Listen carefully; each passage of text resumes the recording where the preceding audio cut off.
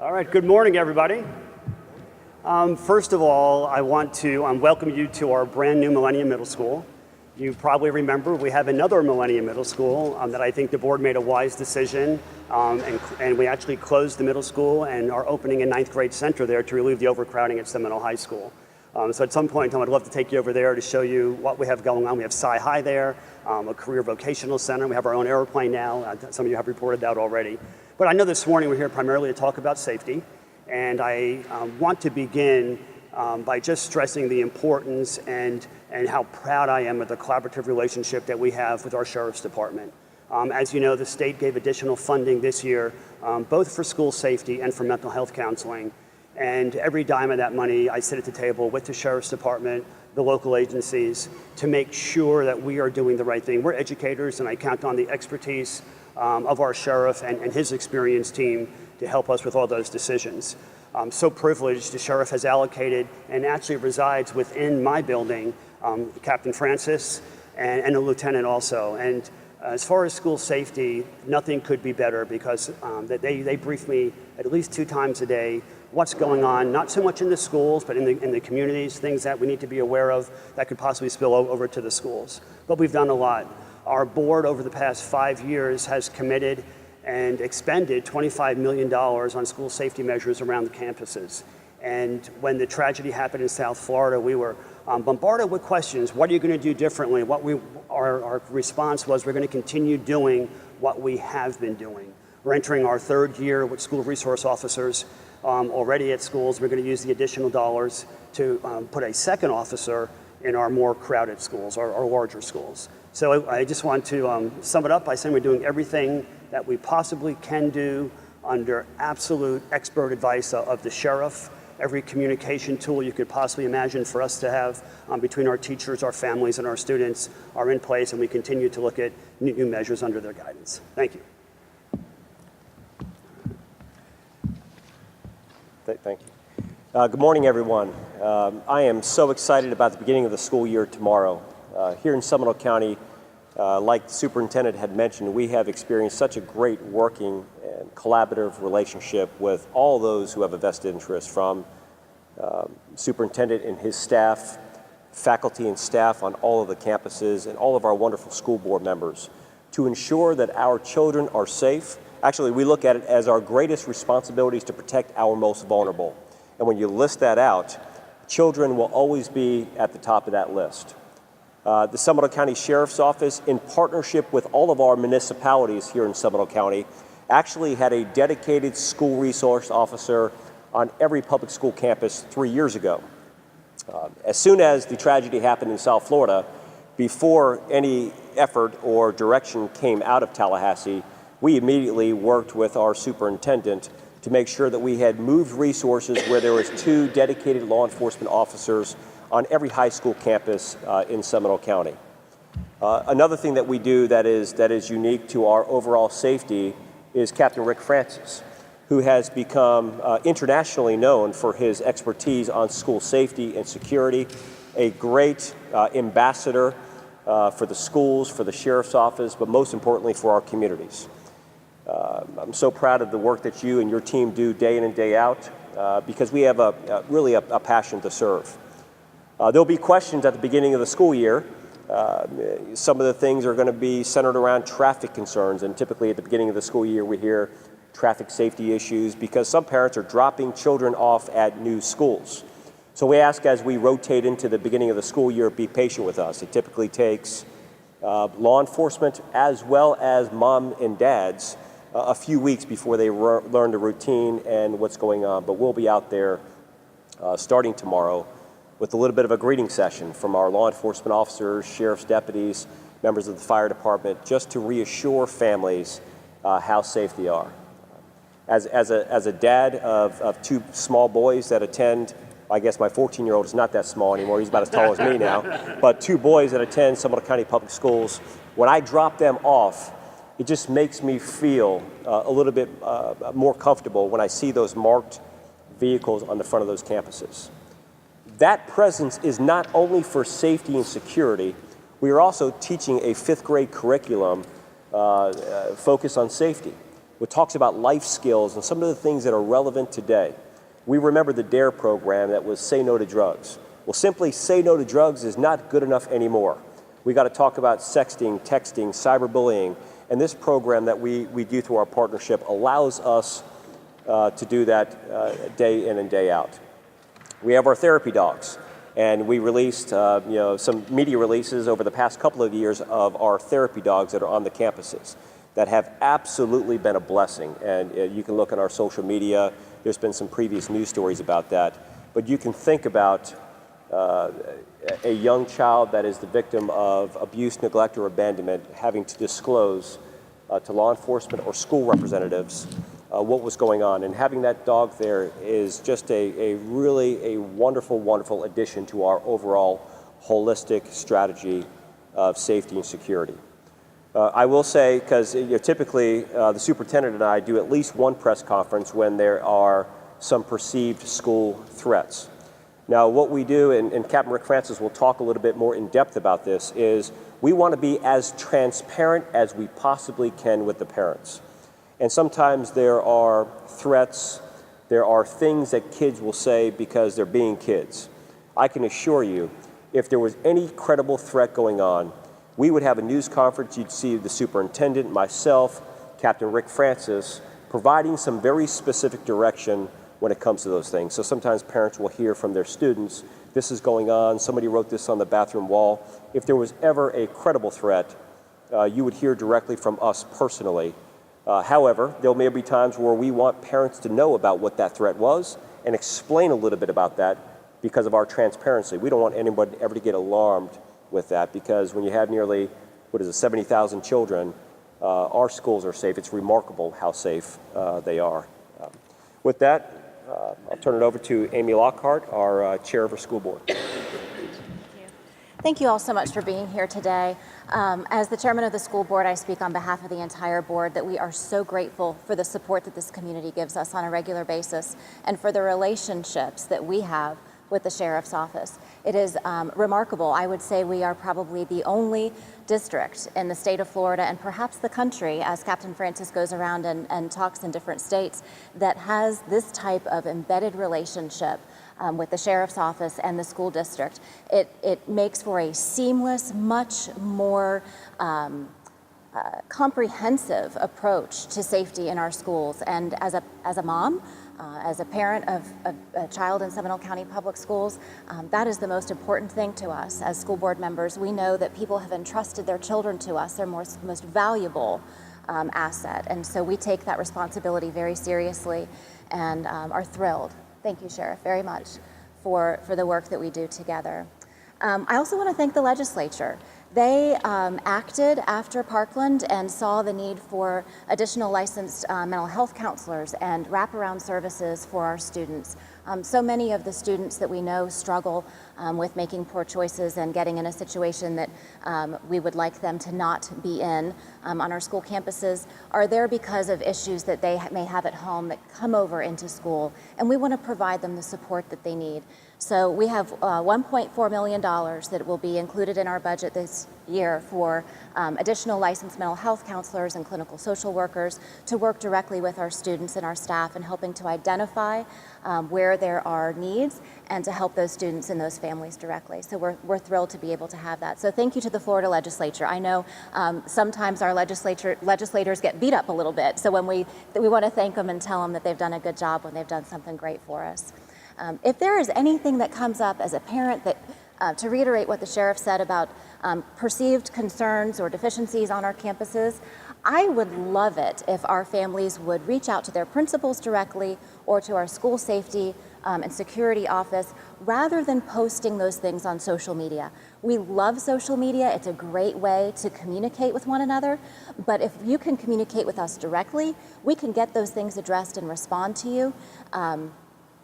Not only great people are on social media, but people who maybe have ill intentions are also on social media. And if you post something that you maybe want everybody else to know about, guess what? People who maybe shouldn't have that information are getting that as well.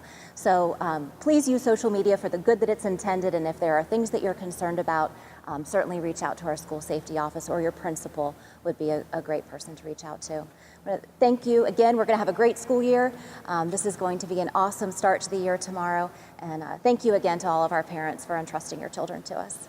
Captain Francis. First of all, I'd like to thank obviously the sheriff, the superintendent, the school board. They made my job so much easier. It's wonderful when we talk about collaboration, and those are just not words that we just use very lightly. We work hand in hand, day in and day out, to ensure that our schools are safe. This year we're expecting about 68,000 kids to be in our schools and about 8,000 employees. That's a job we take very, very seriously. Now, obviously, this is our third year of the Sheriff's Office being responsible for school safety and security, so other questions always arise is, all right, what's new? What are you doing differently this year, Rick?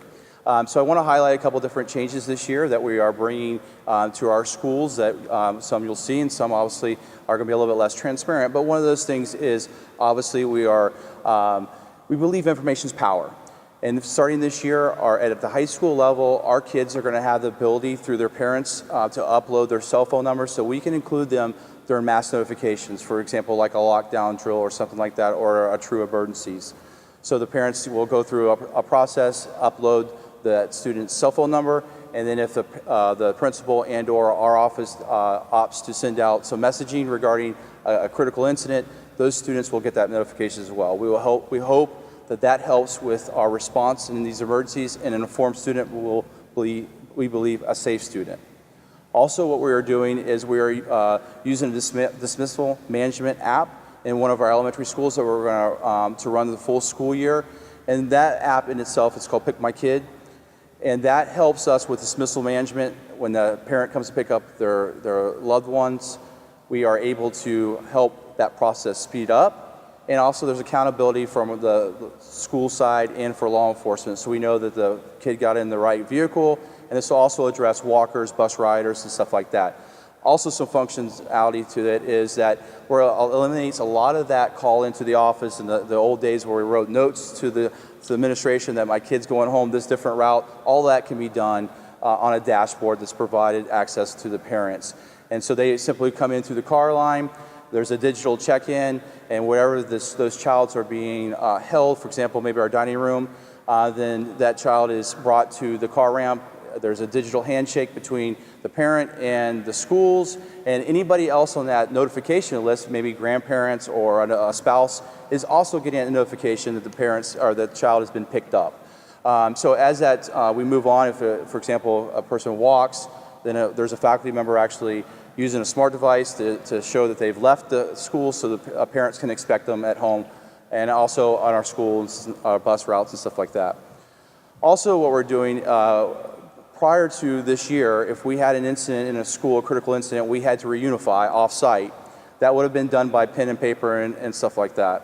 Obviously, in today's age, we're moving that to a digital format where if we had a critical incident where we're locking down the schools for any duration, we can do live attendance. We push that particular class period roster out to the teachers. They can take live roll, and we can account for kids that are present. If a teacher brought some other students into that classroom that not normally theirs, that they can account for those missing, etc.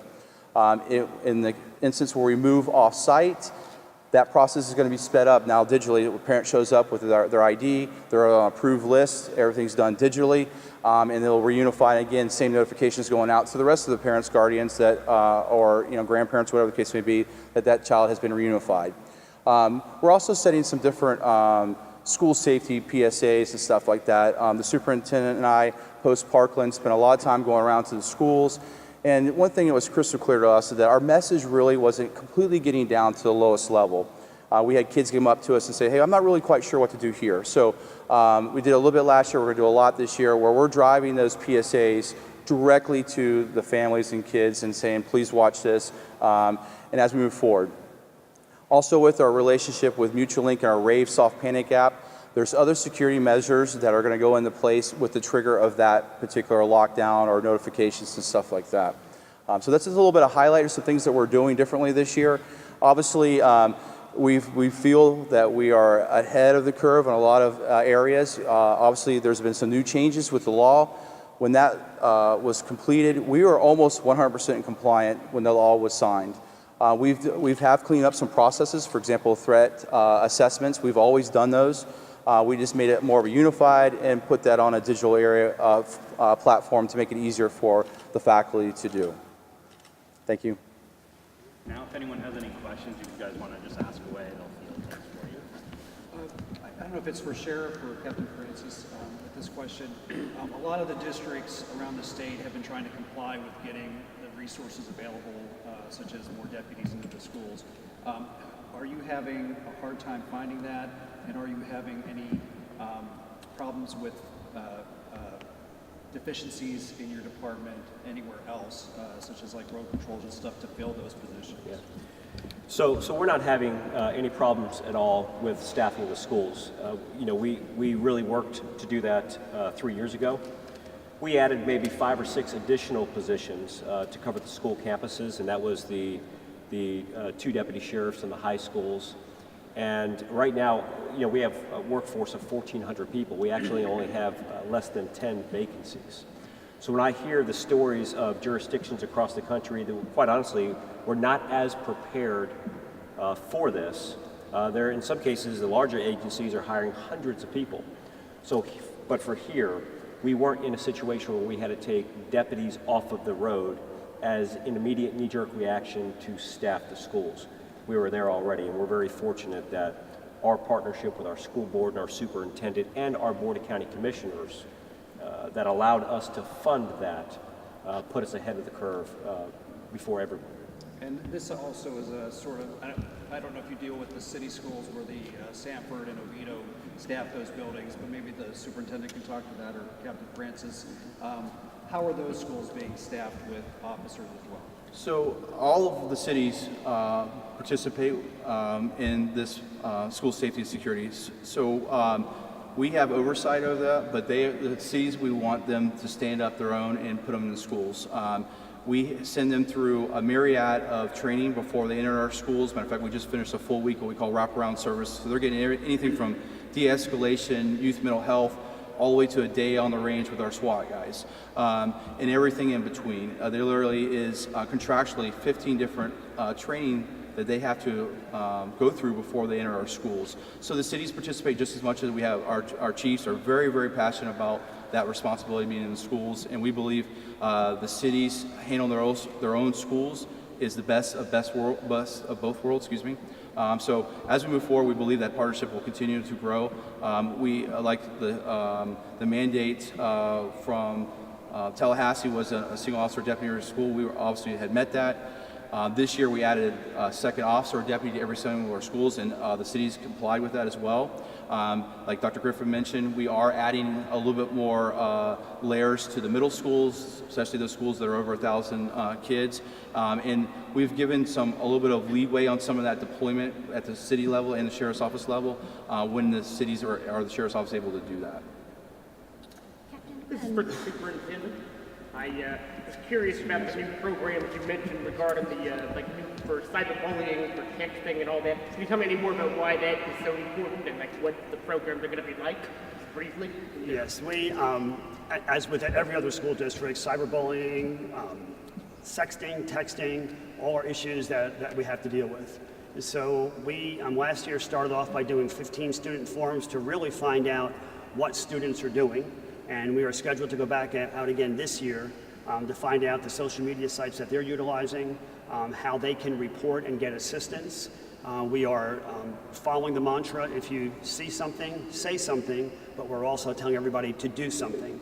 And that's what this year really is about. It's about taking action. So any student or teacher who has any inclination of anything inappropriate taking place, they will know how to report it, and then we can take action and deal with it. Actually, Captain, I have a question for you. Yes, The Run, Hide, Fight poster. Yes, ma'am. Is that new? And what has parent reaction been to that? I mean, particularly, I'm thinking of the stick figure that's knocking the gun. So it's important. First of all, it's not new. We've had the Run, Hide, Fight model. That's obviously a model. It's a national model, obviously endorsed by Secret Service, FBI. When I assumed this responsibility, we looked heavily. Is that the right model for Seminole County? We looked at it again this summer to make sure, because there's other models out there, to make sure we weren't missing anything. But prior to my involvement, school safety was done by broad stroke approach in Seminole County. So it was good for the high school, it was good for the elementary school, which I think we all would agree that's probably not the right response. So we are moving to an all-hazard approach, meaning that when we talk about things, we need to understand the level we are at. So the high school level, we expect a certain response. Obviously, at the elementary level, we don't expect anybody to be fighting, especially kids, at the elementary level.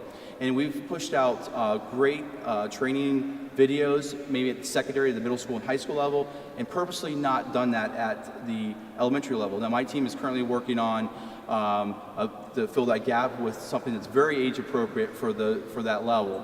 So when we talk about it, it's important to talk about, even from emergency responses from our patrol staff, how that response maybe look different at a high school versus at elementary level.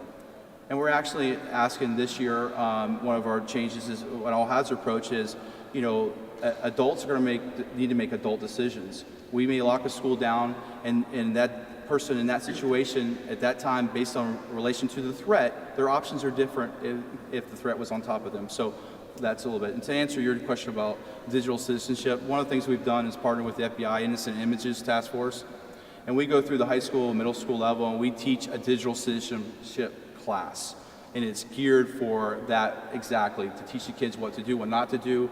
Obviously, we start at the high school level, and I will be quite honest with you, we realized we missed the boat a little bit. We moved that down to the middle school level, and it was a home run for us. We realized we really were impacting. Unfortunately, the kids now are seeing stuff at the middle school level that we didn't see till college, unfortunately.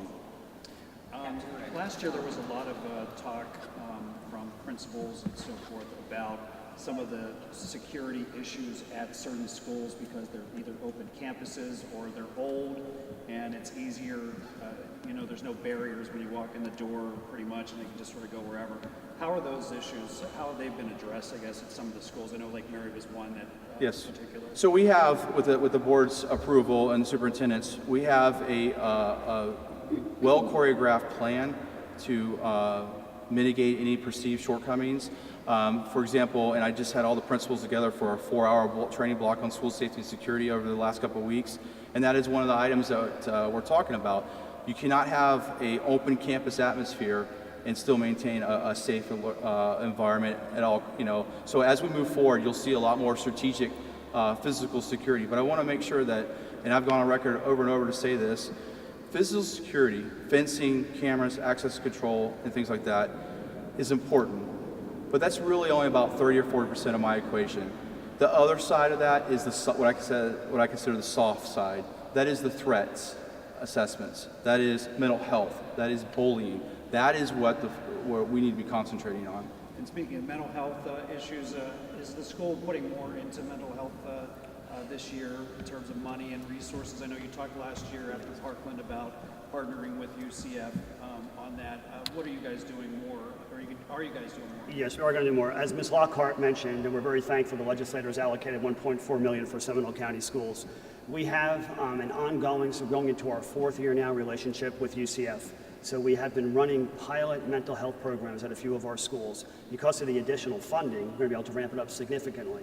A big part of it is going to be all of our employees over time being trained to understand what to look for when a student or even another adult may need some screening or some additional assistance. Now we have the counselors to send those students or adults to. Captain Rick brought this up a little bit earlier, just about the high schoolers who are able to now get messages on their phone and whatnot. How big of a shift has this been in the past 10 years with Seminole County schools as part of this technology? There was a time when there were cell phone blockers in the classroom preventing kids from having access to their phones. Yes, I would say it has changed significantly in 2 years. 10 years, it was almost just non-existent. You're in a school. Our job is to keep up and understand the best way to communicate with all of our stakeholders. Our students have told us loud and clear that we were not appropriately and effectively communicating with them. So the texting, the social media sites that they utilize, we have to keep up with them to make sure that we are getting the message to them. Are there any cell phone blockers in any of the high schools? Not any cell phone blockers? Yeah. No, the only time there'd be a blocker, first of all, it wouldn't be through the cell, it would be through our Wi-Fi, and that'd be for inappropriate sites and that type of thing. Yeah. Yes, absolutely. Well, this isn't necessarily school security related, but school's starting on a Friday Yes, it this is. year. Yes, it is. How do you think attendance is going to be? I think it's going to be great. If going by the open house I was at yesterday, I think it's going to be great. You know, we first of all, our board has a committee made up of parents and staff members, teachers and so on, who bring us a recommendation what the school calendar should be. And they went back and forth. Opening on a Friday is very unusual. But by state law, the earliest we're allowed to start school is on August 10th. August 10th happens to fall on a Friday. But the logic given to us, which I think makes sense, it's a great first day to get everybody used to their schedules, get textbooks handed out, get the little ones used to where their classrooms are and so on. But it also gives, as a former high school principal, there's always scheduling things that you have to work on. So they had that Saturday, that time now to really get things cleaned up and ready to go on Monday. So I think the biggest part, the committee wanted to finish the first semester before the winter holidays, so we had to use every day that we possibly could prior to that, and we will be finishing before the winter holidays, and they also got the Thanksgiving week off that they wanted. So they have to look at the whole picture, it's just not the one day. Great question. When you guys look at the events at some other schools where there's been some issues with deputies and what they did during those shootings, do you guys, I guess, screen the deputies that were in the schools and or talk to them and say, this is how you're going to act and we're going to train you how to be so that you don't become one of those deputies that's questionable after an incident? Okay, Sheriff.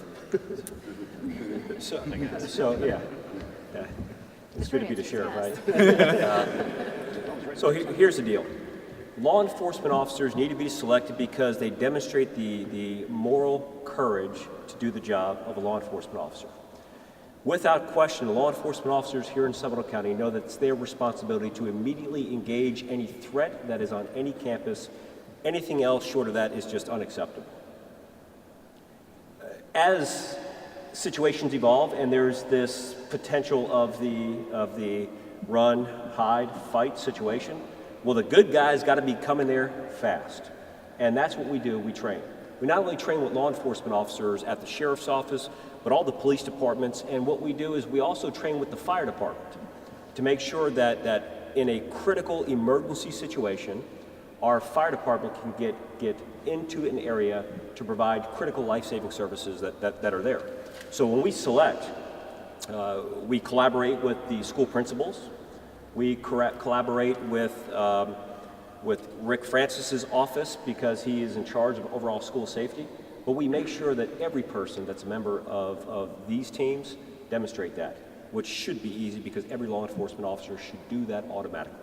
But that's where we stand on these issues. And one more question I have. Fire drills, it was a question last year about participating in fire drills. Are we back to fire drills now, or are you still sticking with no fire drills? So we looked at fire drills 2 years ago, even before the Parkland incident, and there's